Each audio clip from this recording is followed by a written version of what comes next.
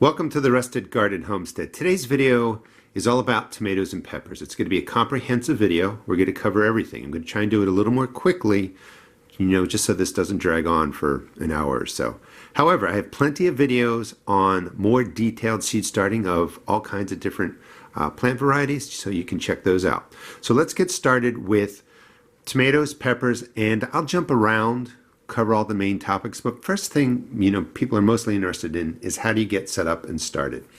So seed starting mix, plenty of videos on this. I like to use these bigger cells. I sell them at my seed shop. You can use the 6 cells. You could use larger cells. The larger the size, the less potting up you have to do. That's really up to you. Seed starting mix is usually composed of peat moss, vermiculite. Whenever you buy it in a bag, there's always a chance that you're going to have fungus gnats in there, so you want to add boiling water, kill off the fungus gnats. It's a great way to start your seeds off in a sterile environment. Fill it up, pack it in. You want a nice dense starting base for whatever you're growing indoors. We're going to put tomatoes and peppers in here. The next question I get is, when do I start peppers and tomatoes inside? When do I get them started, basically? And the whole key is to really putting them into earth, into the ground that's 50 degrees. How do you figure that out? Well, you have to look sort of at your temperatures over the years and look, for a week or two where the nights look like they're 45 to 60 degrees Fahrenheit. The day stays, in the 60s, gets into the 70s. You have some rain. All that warmth from the rain warms the soil. The ambient temperatures, the air around the earth, staying 45 to 70 day and night, will warm up that soil. The issue is if you put these into cold ground in cold days, even if you got them really going, they look something like this, a little bit bigger, they're just going to sit there. They may even turn purple. They're not going to grow. They're not going to thrive. So you pick the day when you think, the average earth temperature is going to be around 50 degrees. You don't have to be exact. Count back 6 or 8 weeks for tomatoes, and then you can count back anywhere from 8 to 12 weeks or longer for peppers. You can grow these inside longer. They grow a little more slowly than tomato plants, and the whole goal for seed starting indoors is to make sure you have nice mature plants. You get a jump on the season and you get more production. If you have a season where you have 6, 8, 10 months of growing weather, you don't need to really start indoors. You could do that outside. So of course, when you start them indoors, it's going to vary depending where you live. We're going to go over problems like this. That's just a nutrition problem. We'll do watering, we'll do feeding, talk about why those leaves are purple. Nothing to worry about. So we got the seed base, or we got the seed starting mix base set up. Let's get to planting the tomatoes and peppers, and then we'll talk about other things that are important, like how long do you keep them under the lights, what kind of lights to buy. These are the standard cells where you start, your seed starts. 6-pack, there's just less soil in there. So as these get bigger, the roots will start to coil. You know when to pot them up by checking the bottom. When you see the roots coiling there, they're ready to go. These have, maybe another week in there. And when you pot up tomatoes, you can plant up the stem like that. They will send out roots through there. But it all really depends on how much space you have. If you're starting 400 tomatoes, you're going to have to start in something like this. If you're starting maybe 20 tomatoes, you can start in these bigger cells that I sell, and your peppers or tomatoes can stay in here. You don't have to pot up. If you're doing maybe 20 tomato plants, you can just start in these cups. These are dwarf tomatoes. These are Tiny Tims. I'll be doing a series, if you want to subscribe, on growing the dwarf tomatoes indoors. So these are just getting started. I'm picking something in between. I'm using this 4-cell. Gives me more time to let the peppers sit in here, tomatoes sit in there. And you'll notice again some of the yellowing. That's just a fertilizing issue. We'll cover that. Nothing to worry about. So I'd like to plant my tomato and pepper seeds by setting them all up. Label them, of course. I sell these at my seed shop. The plastic ones are easier, much more space, but you could use popsicle sticks. These you can reuse. Those you only get one shot. So and I'll zoom in on this so you can see it more closely. 3 pepper seeds. So I grow 2 pepper plants generally per cell, or I'll do 1 in each cell, but I'll plant 2 outside in a planting hole. I'll show you how to do that if you want to subscribe.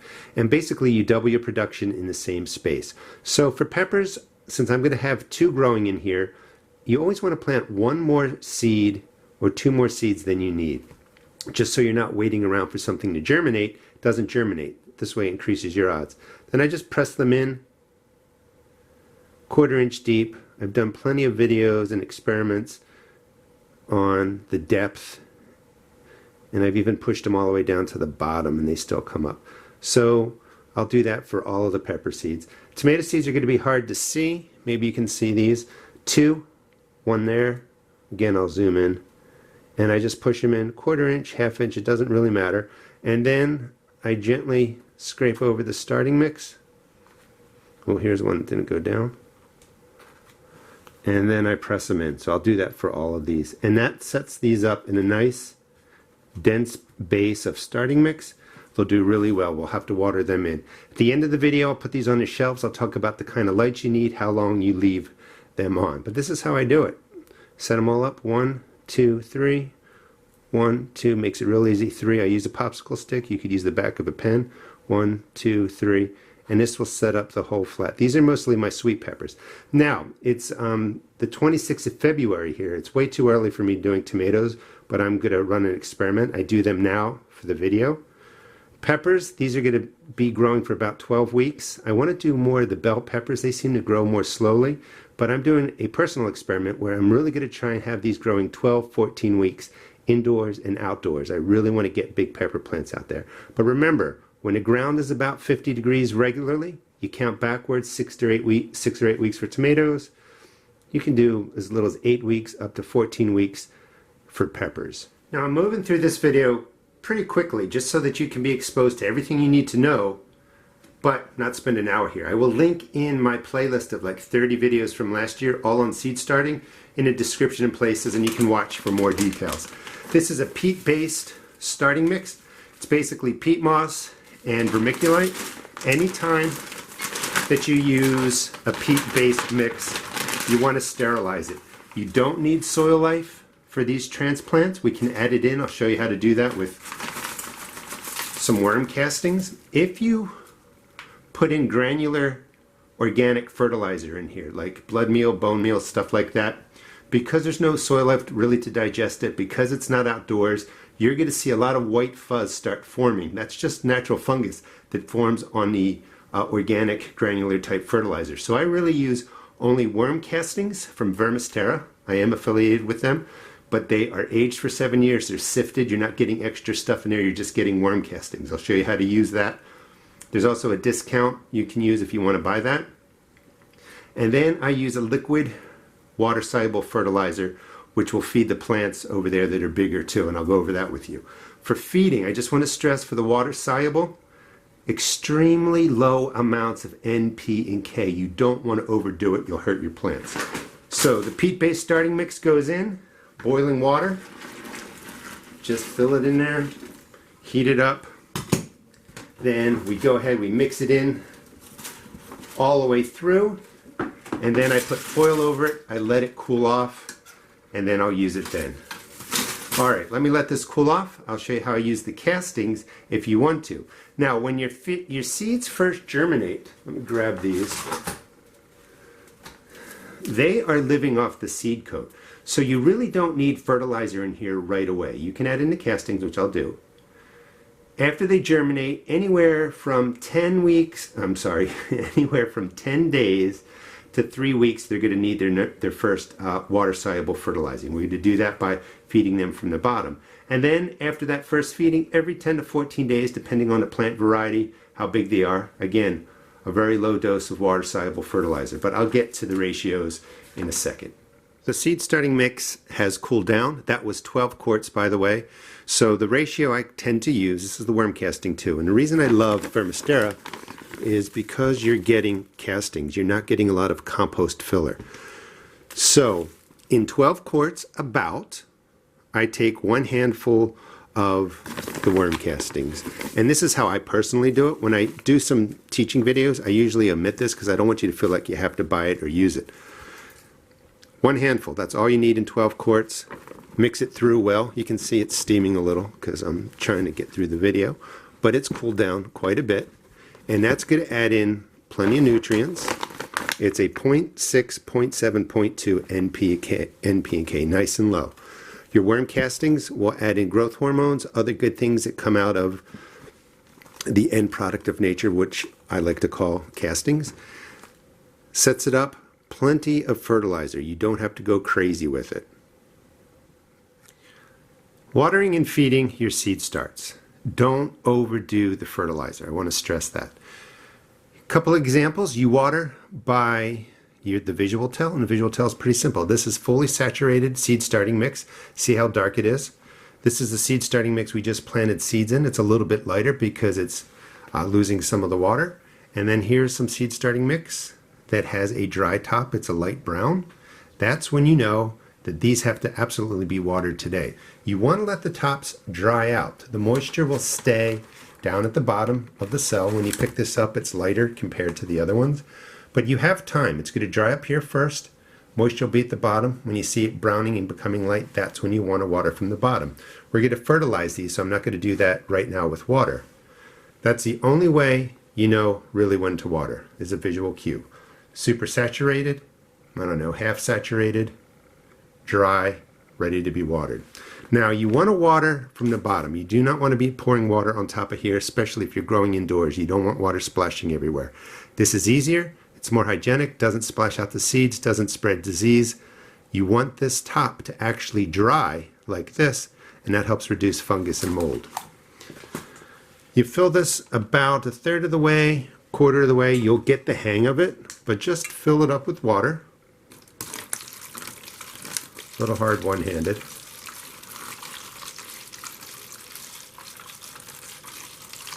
And you want to make sure that it covers the bottom. Let's give it a little more, do it the right way.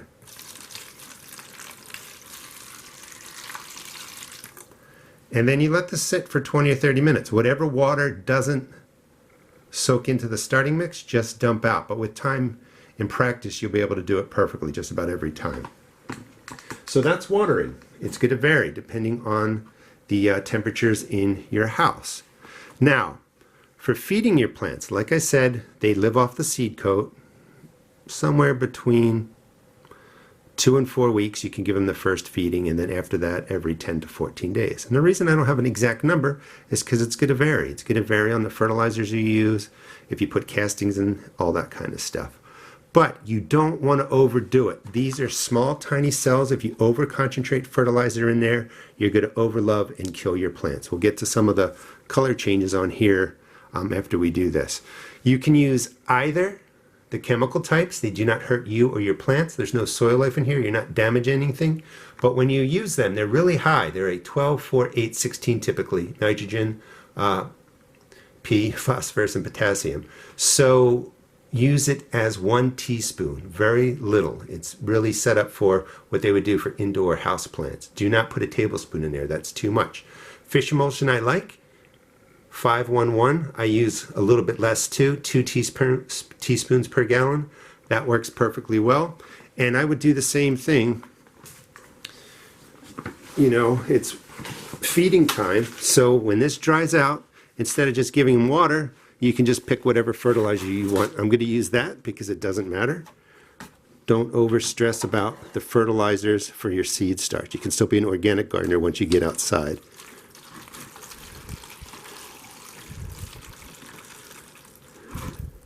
A little more. And that's the first feeding of the peppers. This is 17 days from planting. Your tomato seeds will germinate anywhere from 5 to 10 days. Pepper plants will take somewhere between 10 and 21 days or longer. And you can see in some places I have 2 seeds going. All right, so the pepper plants are fed. Just drop in the other one and good to go. And again, 10 to 14 days, we'll feed them again. Now, because we're not over fertilizing, when we look at our plants and we see something like this, yellowing leaves, that just means these are ready to be fed. Now, they're a little, let's just see, let me turn it this way. They are a bit dark, so they are saturated on top. So I don't really want to feed them now until they dry out a little bit, but that yellowing tells me that they need some nitrogen. Now, your pepper plants may show some purpling on the leaves. That's perfectly normal. That's nothing to worry about. Your tomato leaves on the underside may look purple. Some of the stems may look purple. That's perfectly normal. As long as you're going slow and low with the fertilizer, you're not damaging your plants. And the reason I say that is if you overfeed them, they can get purple. They can turn yellow. You think you didn't give them enough fertilizer, you give them more, you end up killing your plants. So slow and low. Now, because it's a comprehensive video, I want to show you what I use one thing for diseases and problems. That's a 4-to-1 ratio. 4 parts water, 1 part hydrogen peroxide, and it's a spray that I use that I give them every once in a while. This is running out, I need to make more. But I just saturate the top. Will kill off any fungus problems or issues like that. It's a good way to just deal with that fungus and mold issue. Don't have to use it unless you have a problem, but it's available, and I just wanted to show you, what I use. Now, anytime you make a new mix, even though I just used it, test it out, spray your plants, see if there's any damage, wait 48 hours. All right, so this is the general way to get them planted, feed them, water them. Now they have to go under the grow lights, so let's talk about that. So this is the basic setup that I recommend. It's a wire rack. It's deep enough to hold the flat this way or this way. When you're first seed starting, I recommend 2 lights up top. So you can see one here and one back there. These are fluorescent tubes. Some of them are LED tubes. Some of them are LED lights. Doesn't matter what you pick. We're growing transplants. So when we're growing transplants, we're not worried about fruiting, flowering, full growth. We just want the basic transplants. We don't need to worry about the par value. We don't need the multicolored light systems. They work. You can buy them if you want. They're more expensive. But the lights here, you can buy these fixtures set up, for as low as $15. And here's an example right over here. That is Hyper Tough. That's from Walmart. I recommend now, let's see if I get closer, 3,000 lumens or brighter. You can grow wonderful transplants with 3,000 to 5,000 lumen lights. That's the intensity of brightness. You want a Kelvin rating of 5,100 to the maximum 6,500. That is daylight. That's going to mimic what you need to grow transplants. You don't need any other values. That light is anywhere from $15 to $18 at Walmart on sale. You can find one that has 5,000 lumens. Again, stressing, this is for growing transplants, not fruiting or flowering plants to mature size. Now, you want the lights when they're 3,000 to 5,000 lumens to sit anywhere from 2 to 4 inches above your seed starts. You want maximum light hitting these when they break the surface. You can see one right back there breaking the surface. If these stay in the dark at germination, especially tomato plants, they grow very tall and thin, they get leggy, it messes them up. So the strategy for your peppers and tomatoes, and you can do this for other seed starts if you want, is I recommend leaving the lights on now 72 straight hours as soon as you see one germinate. That gives them 72 hours of getting intense light. They like it, they stay stocky, they'll do better. Once you get past that 3 days, 72 hours of light, you can go to 16 to 18 hours on, 8 to 6 hours off for the first couple of weeks. And then as they start getting bigger, these are daisies over here, you can reduce the light. So if you have different levels, you can have different stations on or however you want to do it. You can keep them on 18 hours if you want, 6 hours off, 16 hours on, 8 hours off. It doesn't matter. You just want daylight and night, so you have the daylight cycle going.